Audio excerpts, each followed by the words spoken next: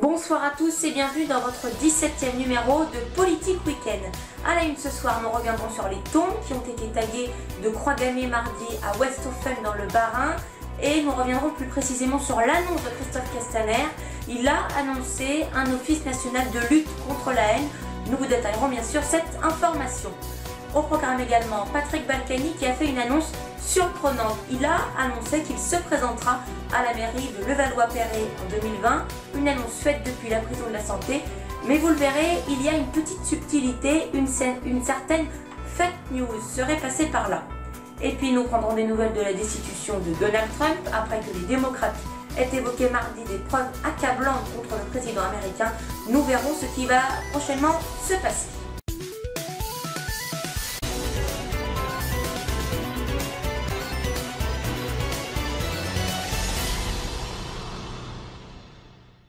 Mardi, des tombes ont été taguées de croix gammées à Westhoffen dans le Bas-Rhin. Suite à cet acte, Christophe Castaner s'est rendu sur place le lendemain et a annoncé un office national de lutte contre la haine.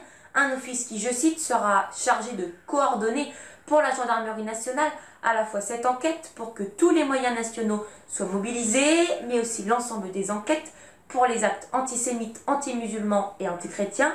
Voilà pour les premières déclarations de Christophe Castaner à la presse. Dans un second temps, il a aussi déclaré que cet office sera chargé d'accompagner l'ensemble des acteurs de tous les territoires, de faire le lien avec la police, la justice pour que les auteurs de ces actes ignobles soient condamnés. Ce geste fait contre notre histoire, contre la religion juive, contre ces histoires personnelles qui, à un moment donné, ont cheminé ici, ont vécu ici, ont porté ici, ont fait vivre l'Alsace.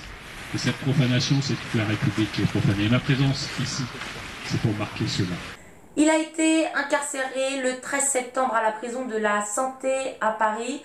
Je vous parle bien sûr de Patrick Balkany, condamné pour fraude fiscale, anciennement maire de Levallois-Perret. Il a annoncé par téléphone qu'il se représentera à la mairie de Levallois-Perret, une scène qui se serait déroulée lundi soir. Mais je vous le disais dans le sommaire, il y a une petite subtilité, ce serait en fait une fake news. Lisez ce tweet d'Isabelle Balkany, femme de Patrick Balkany, faux, nul de publier avant elle pour vérifier, réunion sur le budget, le maire a appelé pour remercier élus et administration, n'a pas évoqué les municipales, avant j'avais confirmé à huis clos qu'il y aura une liste de la majorité municipale et que Patrick souhaite la reconduire. Il y a un peu plus de 2 mois, nous vous parlions dans cette même émission de l'ouverture d'une procédure de destitution concernant Donald Trump. Je vous disais que cette procédure avait peu de chances d'aboutir, mais mardi, les démocrates ont évoqué des preuves accablantes concernant cette affaire, des preuves qui conduiraient à une accusation formelle. Dans le dossier, il est dit que Donald Trump a placé ses intérêts personnels et politiques avant les intérêts nationaux. Il aurait même mis en danger la sécurité nationale. Allez, voyons maintenant ce qui va prochainement se passer. Dans un premier temps, le rapport de la commission du renseignement a été transmis mardi soir à la commission judiciaire de la Chambre.